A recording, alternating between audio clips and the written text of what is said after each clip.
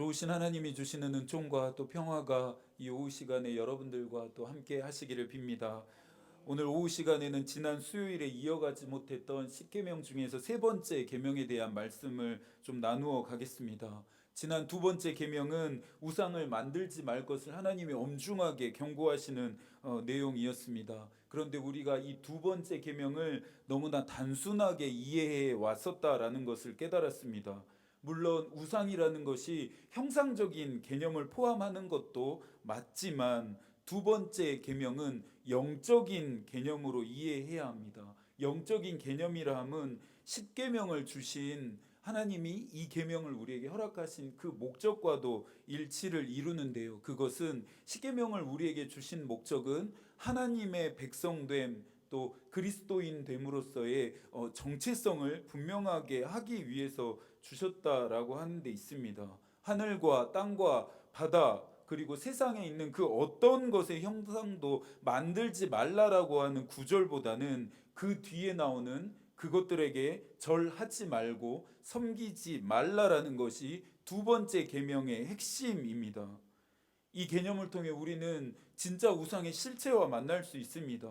우상이 형체이기보다는 영향력이 된다라는 것을 우리가 알게 되기 때문입니다. 그러면 어떤 것이 우리에게 우상이 됩니까? 내 삶 안에 하나님보다 더 크고 더 많은 영향력을 행사하는 것이 있다면 그것이 바로 우상입니다. 누군가에게는 돈이 우상이 될 수 있습니다. 누군가에게는 사람이 우상이 될 수도 있습니다. 누군가에게는 명예나 권력과 같은 것들이 우상이 될 수도 있겠죠. 누군가에게는 취미나 여가 생활과 같은 것들이 우상이 될 수도 있습니다. 우상을 섬기려고 하는 이런 인간의 죄악된 본능에 대해 칼빈이 일갈합니다. 인간의 마음은 우상을 제조하는 공장이다. 우리의 마음이 우상을 숭배하고 또 우상을 제조하는 공장과 같다라고 칼빈이 이야기하고 있습니다. 어거스틴은 탐욕이 하나님보다 언제나 인간인 우리에게 더 많은 영향력을 행사하고 있다라고 경고합니다. 그러면서 어거스틴은 이 탐욕이라는 것은 하나님을 떠난 인간이 우상을 섬기게 된 죄인의 징표이다라고 말했습니다. 큰 울림이 되는 말입니다. 예수 그리스도가 하신 일 중에 가장 위대한 일은 죄인된 우리를 의인 삼으심입니다. 이 과정을 신학적인 표현으로는 이신칭의라고 말하고 있습니다. 불의에 가득 찬 우리를 예수 그리스도로 말미암아, 예수 그리스도의 은혜로 말미암아, 그 공로로 말미암아 우리를 의인 삼아 주셨습니다. 이것이 진짜 구원의 참된 목적입니다. 그러니 어거스틴의 말대로 예수 그리스도를 믿으면서도 여전히 탐욕을 따라 살아가고 있다라면, 탐욕의 노예 노릇을 하고 있다라면, 탐욕이 우상이 되어버렸다라고 한다면 여전히 죄인에서 벗어나지 못했다라고 하는 징표가 된다라는 것이죠. 그러니 내 안에, 우리 안에 이와 같은 죄인된 징표들이 여전히 남아 있는지 우리는 찾아내야 합니다. 점검할 수 있어야 합니다. 여러분 안에 이런 죄인된 징표가 아직 남아 있다면, 하나님보다 더 영향력을 행사하는 것들이 있다라면, 하나님이라고 하는 존재보다 더 큰, 더 무거운 무게를 두고 있는 그 어떤 것들이 있다라면 모두 다 청산하십시오.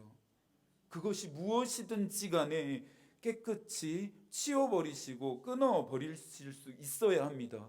그것으로부터 돌아서셔야 합니다. 그래야만 진정으로 우리는 하나님의 백성이 될 수 있고 그리스도인이 되어 하나님이 주시는 은혜 안에서 자유롭게 살아갈 수 있습니다. 오늘은 세 번째 계명인 너는 내 하나님 여호와의 이름을 망령되게 부르지 말라라고 하는 이 계명을 좀 뜯어 보겠습니다. 세 번째 계명에서 하나님의 이름을 망령되게 부르지 말라라고 하는데요, 망령되게 부름이 어떤 의미인지가 난해합니다. 여러분도 혹시 설명하실 수 있겠어요? 망령되게 부르지 말라라고 하는 이 망령됨이라는 것이 도대체 어떤 의미인지 여러분의 언어로 좀 설명해 보실 수 있겠어요? 오늘의 말씀을 이해하기 위해서는 먼저 난해한 이 부분을 짚고 또 해결하고 넘어가야 할 것 같습니다. 망령되게라고 하는 이 부분에 대해서는 다양한 해석들이 존재합니다. 그 중에서 가장 많이 그리고 일반적으로 받아들여지고 있는 해석은 함부로입니다. 여호와의 이름을 함부로 불러서는 안 된다라고 하는 뜻입니다. 일리가 있는 해석입니다. 그런데 이 해석 앞에 저는 질문하게 됩니다. 우리는 수없이 하나님의 이름을 부릅니다. 시도 때도 없이 부르고 있습니다.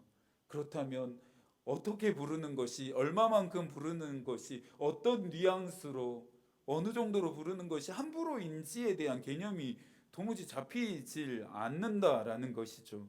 그래서 저는 이 해석보다는 합당하게 불러야 한다라고 하는 해석에 더 동의를 하고 싶습니다.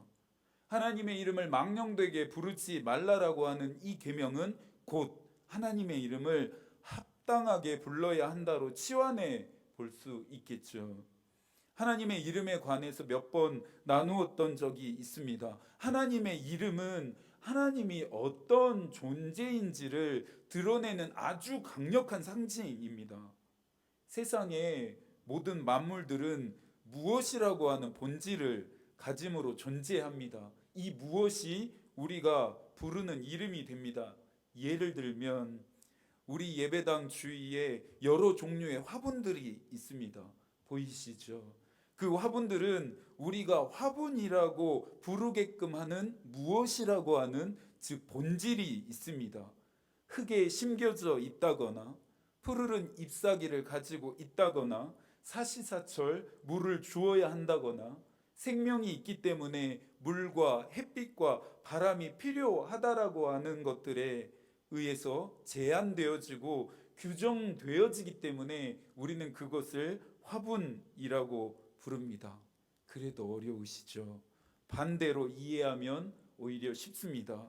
만약 화분 되게 하는 무엇이라고 하는 본질을 가지고 있지 않는 저에게 누군가가 화분 목사님이라고 부른다면 그것이 바로 망령되게 부르는 일이 됩니다.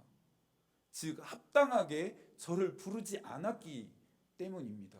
세 번째 계명은 이런 이해를 가지고 접근해야 합니다. 그래서 당돌하게 하나님의 이름을 묻는 모세에게 하나님이 말씀하십니다. 출애굽기 3장 14절인데요. 하나님이 모세에게 이르시되 나는 스스로 있는 자이니라.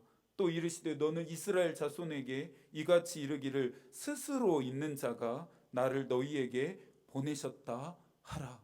하나님의 이름을 묻는 모세에게 하나님은 나는 스스로 있는 자다라고 말씀하셨습니다. 하나님은 제한받고 규정받는 존재가 아닙니다. 우리나 피조 세계처럼 존재하는 것이 아니라 그와 같은 방식으로 그분은 존재하실 수 없습니다. 왜 그렇죠? 하나님은 무엇으로서 존재하는 것이 아니라 그냥 스스로 존재해 왔던 또 존재해 가는 분이시기 때문입니다. 그래서 아퀴나스는 하나님을 있는 자, 그냥 존재 자체라고 불렀습니다. 인간의 지성과 이성이 아무리 고도로 발달했다 한들 하나님의 존재를 규정할 수 있는 언어는 이 세상에 존재하지 않습니다. 피조되어진 것들이 어떻게 창조자를 제한하고 규정할 수가 있겠습니까? 말씀을 따라오시면서 점점 하나님의 광대하심과 만나고 계십니까? 우리가 믿는 하나님이 얼마나 위대한 분이신지 여러분들 느껴지십니까? 그렇다면 여러분들에게 질문하겠습니다. 그럼 하나님의 이름이 무엇일까요? 하나님의 이름은 무엇일까요? 하나님 아닌가요, 목사님? 하나님의 이름은 하나님 아니셨던가요? 라고 대답하시겠습니까? 사실 하나님이라고 하는 이 칭호도 정확한 하나님의 이름은 아닙니다. 기독교가 유일한 신을 일컫는 말이 하나님이라고 정했으니 이 하나님이라고 하는 명칭은 하나님의 이름이 될 수 없습니다. 그렇다면 목사님 여호와지요, 하나님의 이름은 여호와지요라고 대답하실 수도 있겠지만 여호와 역시 하나님의 진짜 이름은 아닙니다. 여호와라고 하는 이 명칭 역시 하나님을 일컫는 말입니다. 점점 알쏭달쏭해집니다. 그렇다면 하나님의 진짜 이름이 무엇인지 궁금해집니다. 하나님의 진짜 이름을 오늘 여러분들에게 가르쳐 드리고 싶습니다. 다른 데 가서 절대 말씀하시면 안 됩니다. 꼭 한 번만 듣고 잊어버릴 수도 있으니까 또 메모도 해 놓으실 수 있기를 바랍니다. 하나님의 이름을 공개하겠습니다. 하나님의 이름은 이름 없음입니다. 하나님의 이름은 없습니다. 어거스틴은 하나님의 이름이 없는 이유에 대해서 말합니다. 네가 신을 파악하지 못한다는 것이 그렇게 놀라운 일이 아니다. 만일 네가 그분을 파악한다면 그분은 신이 아니다. 무슨 뜻인지 이해가 되시지요? 너무 통찰력 있는 표현입니다. 만약 하나님이 인간의 이성과 지성의 제한을 받고 인간의 언어에 규정되어지시고 담아지셨다 한다면 그분은 하나님이 될 수가 없다라고 하는 말입니다. 하나님에게 이름이 있다면 그분 역시 어떤 것에 제한받고 규정받고 있는 하나의 존재에 불과하기 때문입니다. 하나님이 그래서 모세에게 하나님의 이름 대신에 하나님의 존재 방식을 알려준 것입니다. 하나님 어떻게 존재해 오셨습니까? 스스로 존재해 오신 것입니다. 누가 존재하게 한 것이 아니라 누군가의 힘과 영향력에 의해서 존재해 가실 분이 아니라 스스로 존재해 오셨고 그냥 있었던 그분 자체라고 하는 말이 동의가 되죠. 하나님의 존재 방식이라고 해서 어려울 것이 없습니다. 우리가 기도할 때나 찬양할 때 사용하는 모든 명칭들이 그분의 존재 방식을 일컫고 있기 때문입니다. 뭐가 있을까요? 하나님의 이름을 상징하고 하나님을 상징하는 또 다른 표현인 엘로힘이라고 하는 명칭도 그렇습니다. 지극히 높으신 하나님을 뜻하는 말 엘륜이라고 하는 말도 그렇습니다. 전능하신 하나님을 나타내는 엘샤다이가 그렇습니다. 나의 주인, 나의 주님임을 뜻하는 아도나이라고 하는 말들도 다 주님의 존재 방식, 하나님의 어떠하심을 드러내는 그냥 명칭들, 별명일 뿐입니다. 이 아도나이라고 하는 말에서 나온 히브리어 자음 4개를 사용해서 만들어진 한글식 발음이 우리가 부르는 여호와입니다. 조금씩 세 번째 계명이 해체되는 것 같습니다. 조금 전 말했던 하나님에 대한 명칭들은 신을 두려운 존재로 인식했던 고대 히브리인들은 신의 이름을 직접적으로 부를 수 없었습니다. 그래서 예전에 성서를 필사해서 옮기던 서기관들이 성서를 필사해 가다가 원문에서 하나님의 이름과 관련된 명칭들이 나왔을 때는 필사를 멈추고 목욕을 다시 한 이후에 필사를 이어갔을 정도였습니다. 도대체 하나님이 왜 자신의 이름을 망령되게 부르지 말라라고 명령하신 걸까요? 이 질문에는 당시 사회적인 상황을 좀 이해하는 것이 도움이 됩니다.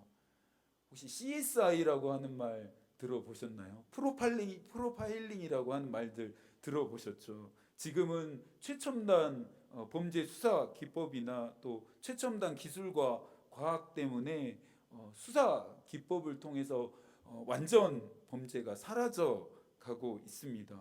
그런데 당시 고대 근동, 고대 히브리인들이 살았을 시대에는 이와 같은 최첨단 범죄 수사 기법이나 과학과 기술 같은 것들이 있을 리가 만무했겠죠. 그래서 올바른 판결을 위해서 사용되었던 것이 하나님의 이름이었습니다. 하나님의 이름이 어떻게 판결하는 데 사용되어졌을까요? 자신의 무죄나 혐의 없음에 대해 하나님의 이름으로 맹세를 했습니다. 당시 법률 제도는 이 맹세를 중요한 판결의 근거로 삼았습니다. 시시비비를 가려야 할 때 인간적인 방법으로 판결할 수 없는 상황에서 하나님의 이름으로 하는 맹세가 사용되어졌습니다. 신성하고 두려운 신의 이름으로 하는 맹세는 실질적이고 강력한 힘이 있었고 그 맹세에 의해 결정적인 판결이 이루어졌습니다. 예를 들면 누군가가 억울한 살인의 누명을 쓰게 됩니다. 스스로는 억울한 누명을 밝힐 증거가 없습니다. 도와줄 증인이나 목격자도 나서질 않습니다. 그가 할 수 있는 유일한 것은 신의 이름으로 자신의 무죄를 맹세하는 것입니다. 신의 이름으로, 하나님의 이름으로 나는 무죄입니다.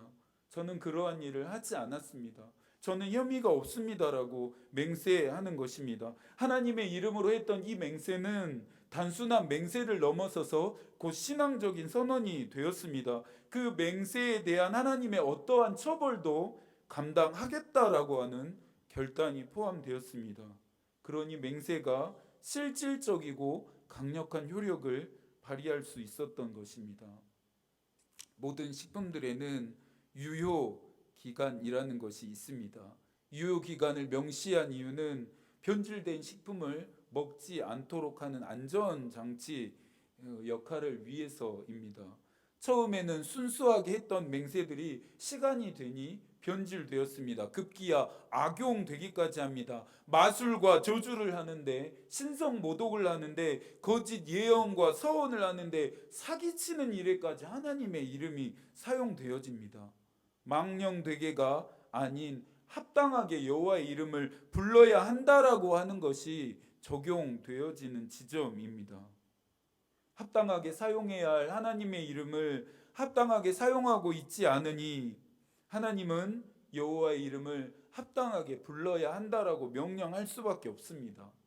감리회의 믿음의 선조인 웨슬리의 뒤에는 그를 철저한 신앙으로 교육했던 어머니 수산나의 역할이 있었습니다. 수산나는 자기의 자녀들에게, 웨슬리에게 하나님의 이름을 헛되이 부르지 말 것을 어린 시절부터 철저하게 교육하고 가르쳤습니다. 또 이 부분에 대해서 칼빈이 우리에게 도움을 주고 있는데요. 칼빈은 하나님의 이름을 망령되게 사용하는 것을 신성 모독으로 이해했습니다. 그래서 거짓 맹세하는 자들과 함부로 맹세하는 자들의 경우 그들의 행위는 하나님께 대한 경배를 더럽힐 뿐만 아니라 인간의 마음 속에 있는 그에 대한 경외심을 파괴하는 것이므로 그들의 죄가 더 무겁다라고 이야기하고 있습니다. 하나님의 이름을 합당하게 부르지 않는 자들, 하나님의 이름을 악용하는 자들, 그들의 죄가 결코 가볍지 않다라고 칼빈이 이야기하고 있습니다. 그러면서 칼빈은 우리 모두가 하나님의 이름을 사용하는 합법적인 방법을 세밀하게 인식할 수 있어야 한다라고 이야기하고 있습니다. 하나님의 이름을 올바로 사용해야 한다라는 것인데요. 그것은 하나님의 이름으로 맹세하는 것은 숙성된 빵과 포도주와 믿음으로 드리는 예배의 일부와 같은 것이 되기 때문이라고 칼빈이 말합니다. 예배 시간에 나누는 구별된 떡을 먹고 포도주를 마시는 것만이 성찬이 아닙니다. 그것만이 우리로 하여금 은총과 신비를 경험하게 하는 수단이 아닙니다. 칼빈은 성찬의 의미를 확장해서 우리의 삶에서 우리가 하나님의 이름으로 하는 모든 것이 예배가 된다라고 말하고 있습니다. 그렇게 본다면 교회에 와서 드리는 것만이 예배가 아닙니다. 저와 여러분의 일상에서 하는 말 하나하나가, 행동 하나하나가 하나님께 드려지는 예배입니다. 하나님의 은총과 신비를 경험하게 하는 수단이 됩니다. 이 사실을 분명하게 깨달으면 우리는 망령되게 살아서는 안 되겠죠. 내가 하고 싶은 대로, 내가 원하는 대로 살 수 없습니다. 합당하고 올바른 삶을 살아야 합니다. 세 번째, 계명만이 아니라 모든 계명들은 자신의 삶을 하나님의 뜻에 맞추어 살아가길 바라시는 하나님의 의도가 깃들어 있습니다. 세 번째, 이 계명은 말에만 국한된 계명이 아니라 우리의 삶 전체로 확장되어야 합니다. 가끔 목사인 저보다 아내의 믿음이 더 낫다는 생각을 할 때가 있습니다. 어떤 상황 앞에서 목사인 당신이 그러면 안 되지 라고 하는 말을 듣게 될 때가 있습니다. 예수를 믿는 우리가 이러면 안 되지 라고 말할 때가 있습니다. 제가 더 합당하고 올바른 방향으로 나아가도록 도와줍니다. 내가 또 우리가 망령되게 살고 있었던 것은 아닌지 우리가 점검해 볼 수 있어야 합니다. 하나님의 백성으로서 그리스도인으로서 합당한 삶, 마땅한 삶을 살고 있는지 우리가 점검해야 합니다. 나의 말 하나하나가, 행동 하나하나가, 태도 하나하나가 하나님이 보시기에 합당한지 우리가 평가해 볼 수 있어야 한다라는 말입니다. 칼빈이 말한 것처럼요. 이것들 모두가 하나님께 드려지는 예배의 일부라고 인식한다면 우리는 우리의 삶을 더 주의하고 조심해서 살아가게 됩니다. 우리에게 주신 이 10가지의 계명은 우리를 옥죄이게 하고 얽매이게 하는 법률이 아닙니다. 탐욕과 죄악에 침몰할 수밖에 없는 저와 여러분을 구해주는 구명조끼와 같은 것입니다. 우리를 풀어주고 자유하게 해서 하나님의 백성으로서 또 그리스도인으로서 참된 삶을 살아가도록 도와줍니다. 사랑하는 여러분, 하나님의 이름을 망령되게 했던 모든 것들로부터 돌이키시기 바랍니다. 그리고 하나님의 이름을 합당하게 부르는 삶을 살아가겠다라고 결단하시기 바랍니다. 이것은 저도 결단해야 할 부분입니다. 여러분의 결단 위에 하나님이 힘과 또 용기와 지혜를 주시기를 축복합니다. 이 한 주도 하나님이 여러분과 함께 하시기를 기도하겠습니다. 하나님의 마음이 우리의 기도가 되고 하나님의 뜻이 우리의 길이 되기를 빕니다. 아멘.